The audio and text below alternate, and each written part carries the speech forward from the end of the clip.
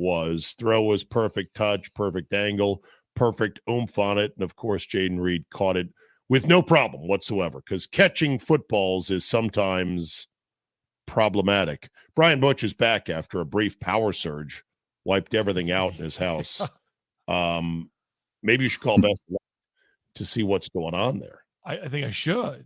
Okay, very good. Wayne Larrivee joins us now, as he does every Friday, top of hour number 3, to get ready for the Packers game this weekend. Wayne, good morning, sir. How are you?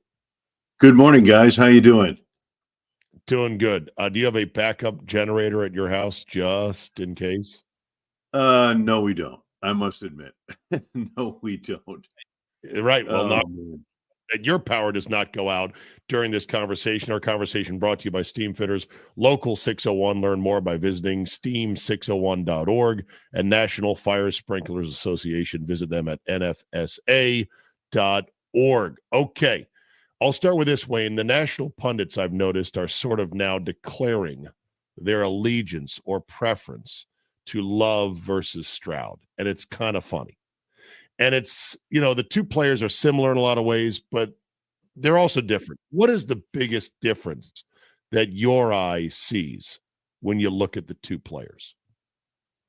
Boy, that's a good question, Zabe, because I don't see a whole lot of difference there. The thing about C.J. Stroud is he's a 23-year-old quarterback in his second year in the league, okay? Midway through his second year in the league. And he plays with the maturity, just the pocket presence. Just when you watch him play, you would never know this guy's just a second-year player. He plays with a kind of a maturity level that most quarterbacks in their 15th year don't have. So that's very impressive about him. As far as Love is concerned, Jordan, I think the difference is maybe Jordan would take a little more of a chance on a throw and a 50-50 throw than C.J. Stroud would at this stage. That's about the only difference I see. They both can make all the throws. They both have escapability. Both would rather throw it than run it, and both are very good in the pocket. Yeah, both can escape for positive yardage, but only after they've gone through probably at least 3 progressions to see if anything's available. But the amount of back foot into coverage throws that Love is making and turning out well, like the back shoulder throw or the underthrow ball that went to Dobbs for the second touchdown, it's either kind of lucky, a lot lucky, or maybe he's just good at those kind of things. What's your hunch right now? Is there any fear in your mind that the dice could start going cold on some of these plays? Yeah, I hear what you're saying, because some of those plays are bang, bang, and they could go either way, that kind of thing. I think as far as throwing off the back foot, that's something I know was a point of emphasis with Jordan in the offseason to make sure don't do that unless you have to. I mean, at the end of last year, he was throwing off the back foot whether he had to or not. And they've kind of corrected that a little bit. Now, when you're under pressure, you're going to throw off the back foot. He's got a strong enough arm. He believes in that arm that he can get the ball through a tight window, even off his back foot. So, is it luck? Sure. Some of it's luck, obviously, but a lot of it's skill, him and his receivers. Wait, when you look at the matchup between the two of them, Jordan, CJ, obviously Jordan had to sit for a couple of years. CJ gets thrown into it year one. I think you see the growth and the development and the maturity more of Jordan Love. Is that true? Is that why people are saying, hey, Love, it probably has that notch? It's just maturity more than anything? Yeah, maybe a little bit, Butchie. But again, I go back to what I said earlier. I think C.J. Stroud plays the game like a 15-year Pro Bowl veteran quarterback. I just think he has that feel when I watch him on tape. Now, both of these guys, they're not afraid to make a mistake. They're not afraid to take a chance, and maybe it doesn't go well for them, because both have had their turnovers this year. I mean, Love's got, 6 interceptions right now. Stroud has 5. Stroud had 9 interceptions, 9 giveaways all of last year. He's got 6 already this year. So there's a boldness about these guys that it's very similar, and I think we're going to see that on the field on Sunday. You talk about the boldness, but does it come from having the guys on the other end that are catching it? Because you look at both receiving cores, right? For Green Bay Packers, we know how good they're young, but we know how good they are. And then you look at Houston, and you see how good that receiving core is. And obviously Nico Collins won't play against the Packers because he's on the IR, but he's one of the best in the league. You got Diggs. You got like the people both quarterbacks are throwing to, you got some elite wide receivers we're going to see on Sunday. I've watched a lot of Houston tape, and most of it has the wide receiver Nico Collins in it this year. I've not seen a better wide receiver this year. And I mean, it's not close, boys and girls. Between Nico Collins is at a different level, in my opinion, than every other receiver in this league. You saw Justin Jefferson. Wow. Yeah. You saw Justin Jefferson. Oh, gosh, yeah. No, Nico Collins can flat out, and I know Jefferson's really good, but Nico Collins flat out dominates games. Yes. And I know they went into Minnesota, and I know the Vikings blasted them that week, but that doesn't take anything away from Nico Collins is outstanding. Packers get a big break by him not being in this game. However, on the next level, among those on that next level is Stephon Diggs. And he's still, he's a big piece in this offense. And there's no question in my mind, he's got to probably, I bet you Jair travels with Stephon Diggs. And the tough matchup for the Packers in this game will be that slot receiver.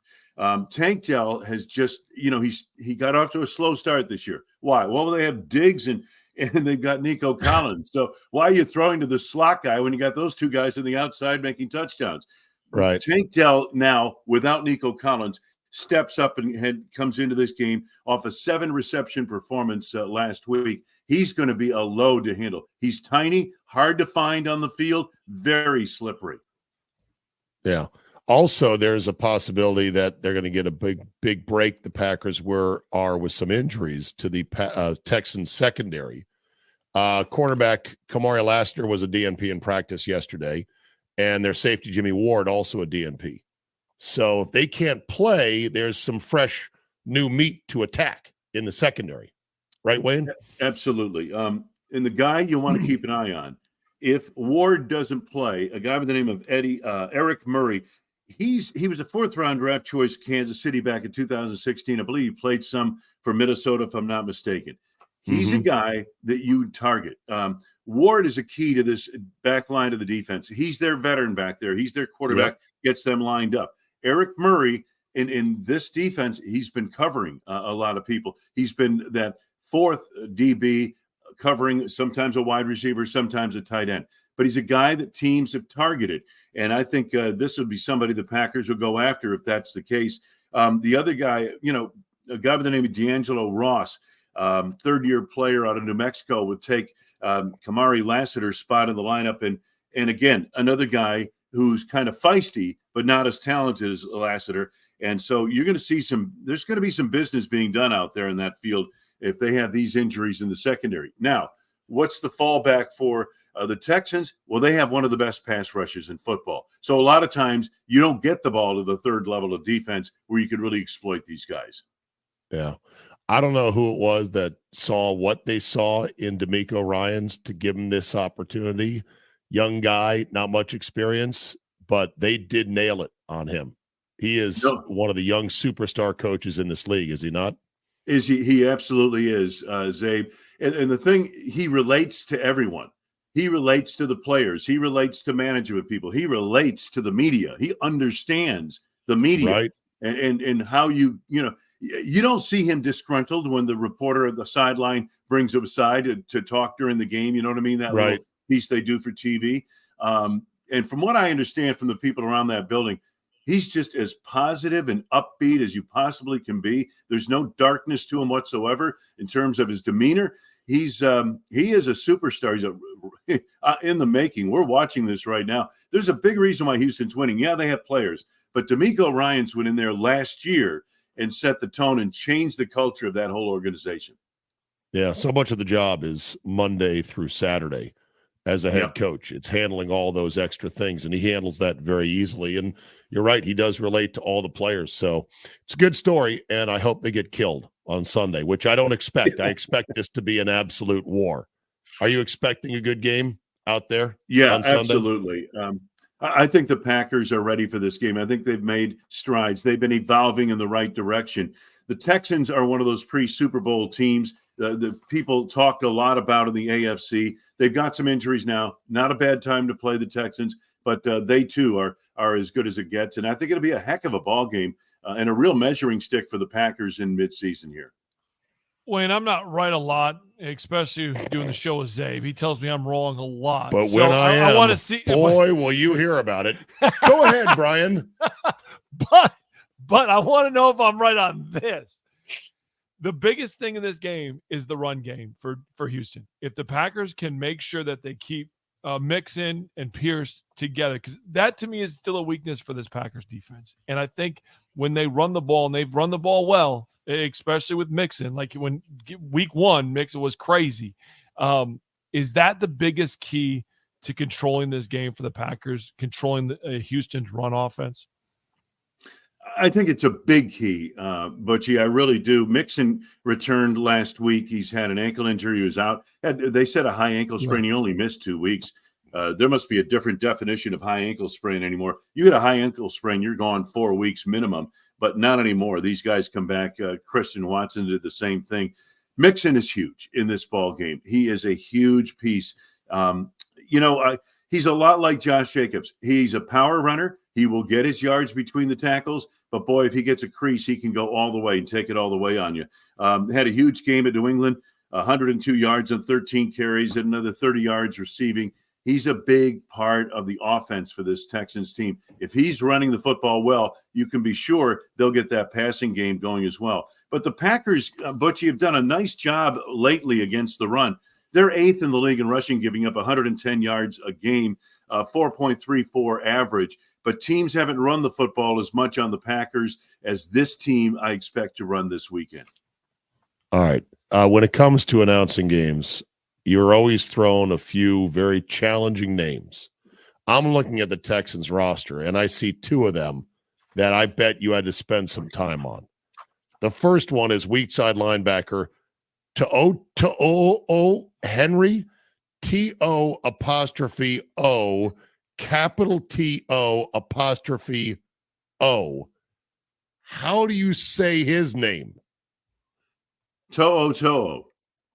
Sounds like I'm getting it wrong, but To'o is how you say it. Yeah. To'o. What a name that is. That's incredible. Out of Alabama, he's, I presume, Samoan? He is half Samoan and half Tongan. Oh, half Tongan. Okay. All right. And then there is right defensive tackle Folorunso Fatukasi. We call him Foley for short. Foley. But he prefers Folorunso.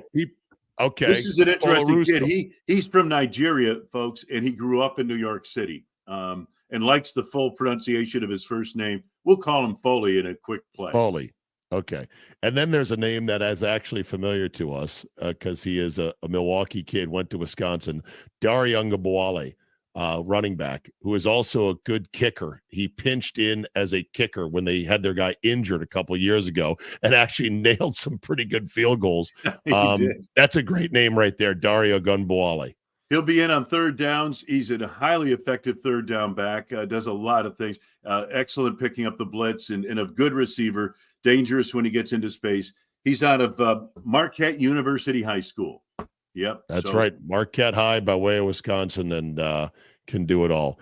Exit question. Do you have any strong opinions, fashion sense-wise, on uniforms, helmet colors, and this whiteout thing they're doing? This winter warning thing. I kind of like the winter warning thing as a change of pace. I do like the uniforms, and the numbers are in green, and so I'll be able to hopefully see them. You just care about the visibility as the play-by-play. Are you gonna be wearing some of that gear? You know what? They've given me nothing to wear and said we're not showing you on TV, so we're not giving you anything for the pro shop. Did you check? I did check. I checked with my boss, and I said, "Did you check should your I email wear white to this game? I don't have any white to wear to this game." Meaning, hint, go down to the pro shop and get me some wear. Well, he said, we're not putting you guys on TV anyway, so you wear whatever you like. Whatever you like. Yeah. So I'm not going to be whited out.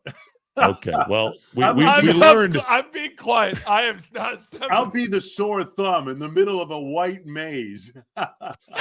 I've never seen Larry in white either. He's always usually in something either gray or black. So this is going to be a real test. I wonder if we'll get a directive after today or not. There's still time to get us gear in that press. Wait, you don't know why we're laughing. Explain it, Zay. We learned that squeaky wheels do get greased. And so we were told yesterday we missed an email to get some free winter warning gear. And we were able to back end a small allotment for myself and Butchie. Maybe you should check your email, Wayne. Oh, I did. You no, check there's no your email for me. No. Okay. No. Well, I don't have any free as they say, winter is coming. Can you hear the winds of winter? They're whipping. Winter is coming. Winter. Except it's gonna be 74 and sunny. It's gonna be a beautiful day at Lambeau Field. Oh, that's good. If you're lucky enough to go to the game. Two very good teams. It's gonna be great. All right. Let's go get a win. Packers -2.5, -3. We'll see how it goes. Wayne, have a great call with Larry and Kuhn. I know you will. Can I borrow some of your winter Wonderland clothing? The winter Wonderland stuff, sure. This, by the way, this white quarter zip that looks good on you. I know, thank you. It's slimming, I hear. It's one I've had for a while now, so I would loan it to you, but I don't have time to get it up there to Green Bay. So it's definitely not slim.